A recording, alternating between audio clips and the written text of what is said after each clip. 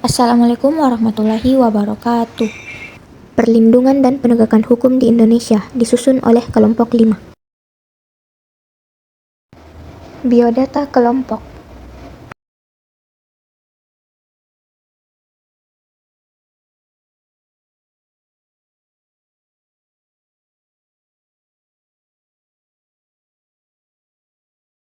A. Hakikat perlindungan hukum dan penegakan hukum.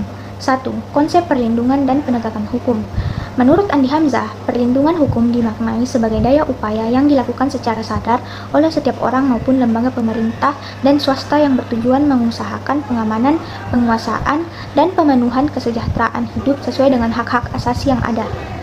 Definisi perlindungan hukum juga merupakan upaya hukum yang harus diberikan oleh aparat penegak hukum yang memberikan rasa aman, baik secara pikiran maupun fisik, atas gangguan dan berbagai ancaman dari pihak manapun. Suatu perlindungan dapat dikatakan sebagai perlindungan hukum apabila mengandung unsur-unsur sebagai berikut. A. Adanya perlindungan dari pemerintah kepada warganya.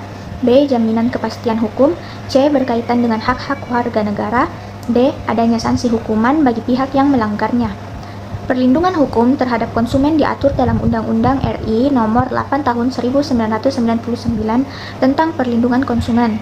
Perlindungan hukum di Indonesia diberikan juga kepada hak atas kekayaan intelektual atau HAKI seperti Undang-Undang Nomor 28 Tahun 2014 tentang Hak Cipta, Undang-Undang Nomor 15 Tahun 2001 tentang Merek, Undang-Undang Nomor 13 Tahun 2016 tentang Paten, dan Undang-Undang Nomor 29 Tahun 2000 tentang perlindungan varietas tanaman dan sebagainya. Definisi penegakan hukum merupakan syarat terwujudnya perlindungan hukum. Kepentingan setiap orang akan terlindungi apabila hukum yang mengaturnya dilaksanakan baik oleh masyarakat ataupun aparat penegakan hukum. Menurut Jimli Asidik adalah proses dilakukannya upaya untuk tegaknya atau berfungsinya norma-norma hukum secara nyata sebagai pedoman perilaku dalam lalu lintas atau hubungan-hubungan hukum dalam kehidupan bermasyarakat dan bernegara. Perlindungan dan penegakan hukum sangat penting dilakukan karena dapat mewujudkan hal-hal berikut ini. A. Tegaknya supremasi hukum. B. Tegaknya keadilan. C. Mewujudkan perdamaian dalam kehidupan di masyarakat. Menurut Sarjono Sukanto, keberhasilan proses perlindungan dan penegakan hukum tidaklah semata-mata menyangkut ditegakkannya hukum yang berlaku, akan tetapi sangat bergantung pada beberapa faktor, antara lain sebagai berikut. A. Hukumnya. B. Penegak hukum. C. Masyarakat. D. Saran atau fasilitas yang mendukung penegakan hukum. E. Kebudayaan. B. Peran lembaga penegak hukum dalam menjamin keadilan dan kedamaian. 1. Peran Kepolisian Republik Indonesia. Kepolisian Republik Indonesia atau sering disebut Polri merupakan lembaga negara yang berperan dalam memelihara keamanan dan ketertiban masyarakat, penegakan hukum, serta memberikan perlindungan, pengayoman, dan pelayanan dalam masyarakat dalam rangka terpeliharanya keamanan dalam negeri. Selain itu, dalam bidang penegakan hukum khususnya yang berkaitan dengan penanganan tindakan pidana sebagaimana yang diatur dalam KUHP Polri sebagai penyidik utama dan menangani setiap kejahatan secara umum dalam rangka menciptakan keamanan dalam negeri. Pasal 16 Undang-Undang Dasar Republik Indonesia Nomor 2 Tahun 2002 menciptakan keamanan dalam negeri telah menetapkan kewenangan sebagai berikut. A.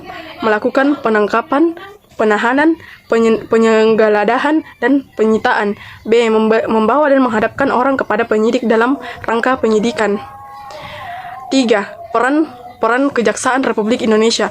Kejaksaan Republik Indonesia adalah lembaga negara yang melaksanakan kekuasaan negara khususnya yang di bidang penentuan merupakan tindakan jaksa dalam melimpahkan perkara pidana ke pengadilan negeri yang berwenang dalam hal yang menurut cara yang diatur dalam undang-undang dengan permintaan yang diperiksa dan diputus oleh hakim di sidang pengadilan. Keberadaan Kejaksaan Republik Indonesia diatur dalam Undang-Undang Republik Indonesia Nomor 16 Tahun 2004 tentang Kejaksaan Republik Indonesia. Berdasarkan undang-undang tersebut, Kejaksaan sebagai salah satu lembaga penegak hukum dituntut untuk lebih berperan dalam menegakkan supremasi hukum, perlindungan kepentingan umum, penegak hak asasi manusia, serta memberantaskan korupsi dan nepotisme.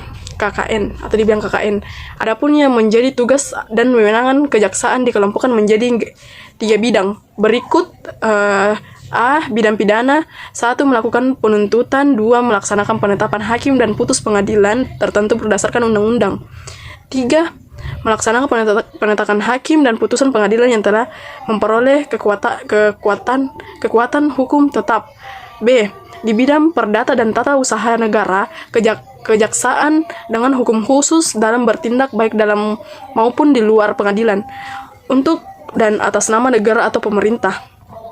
C. Dalam bidang ketertiban dan ketentraman umum, 1. Peningkatan kesadaran hukum masyarakat. 2. Keamanan kebijakan penegakan hukum. 3. Pengawasan peredaran barang cetakan. Pelaksana kekuasaan kehakiman.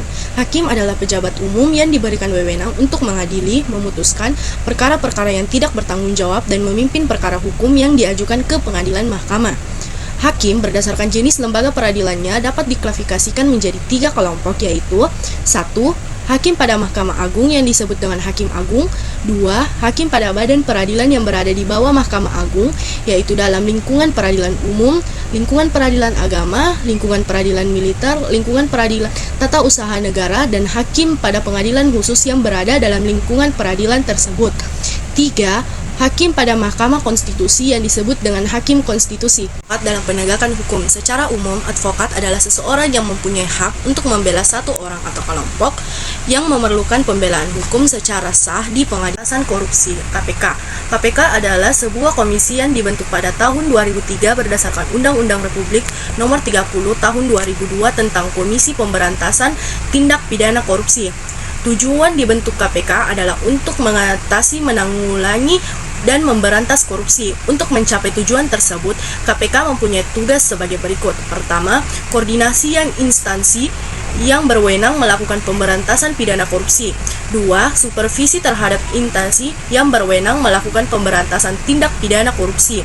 3. Melakukan penyidikan, dan penentuan terhadap tindak pidana korupsi. 4. Melakukan tindakan pencegahan tindak pidana korupsi. C. Dinamika pelanggaran hukum. 1. Berbagai kasus pelanggaran hukum. Pelanggaran hukum disebut juga perbuatan melanggar hukum, yaitu tindakan seseorang yang tidak sesuai aturan, bertentangan dengan aturan-aturan yang berlaku. Dengan kata lain, pelanggaran hukum merupakan pengingkaran terhadap kewajiban-kewajiban yang telah ditetapkan oleh peraturan atau hukum yang berlaku. Pelanggaran hukum merupakan bentuk ketidakpatuhan terhadap hukum. Ketidakpatuhan terhadap hukum dapat disebabkan oleh 2 hal, yaitu A. Pelanggaran hukum oleh si pelanggaran sudah dianggap sebagai kebiasaan. 2. Hukum yang berlaku sudah tidak sesuai lagi dengan tuntunan kehidupan. 2. Macam-macam sanksi atas pelanggaran hukum. Perilaku yang bertentangan dengan hukum menimbulkan dampak negatif bagi kehidupan pribadi maupun kehidupan bermasyarakat. Ketidaknyamanan dan ketidakteraturan tentu saja akan selalu meliputi kehidupan kita jika hukum sering dilanggar atau ditaati. Untuk mencegah terjadinya tindakan pelanggaran terhadap norma atau hukum, dibuatlah sanksi dalam setiap norma atau hukum tersebut. Dalam tabel 2.1 disebutkan bahwa sanksi norma hukum adalah tegas dan nyata. 1. Tegas berarti adanya aturan yang telah dibuat secara material, telah diatur dalam perundang-undangan, misalnya hukum pidana mengenai sanksi diatur dalam pasal 10 KUHP. 1. Hukum pokok yang terdiri atas A. Hukuman mati, pemagalan kepala hukum, gantung ditembak, suntik mati, rajam, penyentunamaan dan gas, beracun. Dan B. Hukuman penjara yang terdiri atas hukuman seumur hidup dan hukuman sementara waktu setinggi-tingginya 20 tahun dan sekurang-kurangnya 1 tahun. 2. Hukuman tambahan yang terdiri atas A. Pencabulan hak-hak tertentu, B. Perampasan, penyitaan barang-barang tertentu, dan C. Pengumuman keputusan hakim. 2. Nyata berarti adanya aturan yang secara material telah ditetapkan kadar beban berdasarkan perbuatan yang dilanggarnya. Contoh, pasal 338 KUHP menyebutkan barang siapa sengaja melepasnya orang lain diancam karena pembunuhan dengan pidana penjara paling lama 15 tahun. 3. Partisipasi dalam perlindungan dan penegakan hukum. Wujud kasih dari partisipasi tersebut adalah dengan menampilkan perilaku yang mencerminkan ketaatan atau kepatuhan terhadap hukum. Ketaatan atau kepatuhan terhadap hukum yang berlaku merupakan konsep nyata dalam diri seseorang yang diwajibkan dalam perilaku yang sesuai dengan sistem hukum yang berlaku. Tingkat kepatuhan hukum yang diperlihatkan oleh seseorang warga negara secara langsung menunjukkan tingkat kesadaran hukum yang dimilikinya. Adapun ciri-ciri seseorang yang berperilaku sesuai dengan hukum yang berlaku dilihat dari perilaku yang diperbuatnya. A. Disenangi oleh masyarakat pada umumnya. B. Tidak menimbulkan kerugian bagi diri sendiri dan orang lain. C. Tidak menyinggung perasaan orang lain. D. Menciptakan keselarasan. E. Mencerminkan sikap sadar hukum. F. Mencerminkan kepatuhan terhadap hukum. Berikut ini contoh perilaku mencerminkan kepatuhan terhadap hukum yang berlaku. A. Dalam kehidupan di lingkungan keluarga. 1. Mematuhi perintah orang tua. 2. Ibadah tepat waktu. 3. Menghormati anggota keluarga yang lainnya. 4. Melaksanakan aturan yang dibuat dan disepakati oleh keluarga. B. Dalam kehidupan di lingkungan sekolah. 1. Menghormati kepala sekolah, guru, dan karyawan lainnya. 2. Memakai pakaian seragam yang telah ditentukan. 3. Tidak menyontek ketika ulangan. 4. Memperhatikan penjelasan guru. 5. Mengikuti pelajaran sesuai dengan jadwal yang berlaku. C. Kehidupan di lingkungan masyarakat. 1. Melaksanakan setiap norma yang berlaku di masyarakat. 2. Bertugas ronda. 3. Ikut serta dalam kegiatan kerja bakti. 4. Menghormati keberadaan tanggang di sekitar ruangan. D. Dalam kehidupan di lingkungan bangsa dan negara. 1. Bersikap tertib ketika berlalu lintas di jalan raya. 2. Memiliki KTP. 3. Memiliki SIM. 4. Ikut serta dalam kegiatan pemilihan umum. 5. Membayar pajak. 6. Membayar retribusi parkir. Dengan ini dapat dipahami bahwa perlindungan hukum merupakan upaya pemberian perlindungan kepada subjek hukum oleh aparat penegak hukum. Perlindungan hukum tidak akan terwujud apabila tidak disertai dengan penegakan hukum.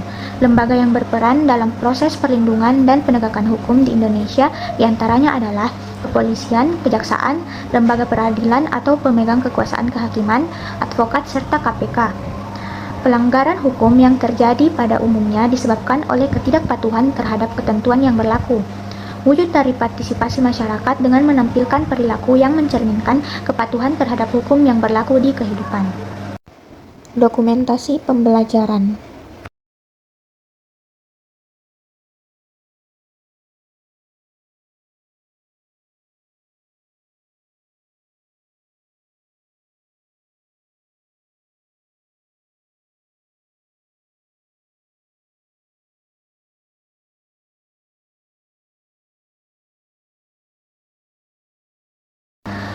Baik, cukup sekian presentasi dari kami. Jika ada kekurangan dan salah kata, mohon dimaafkan. Hidup kesepian tanpa kekasih. Cukup sekian dan terima kasih. Wassalamualaikum warahmatullahi wabarakatuh.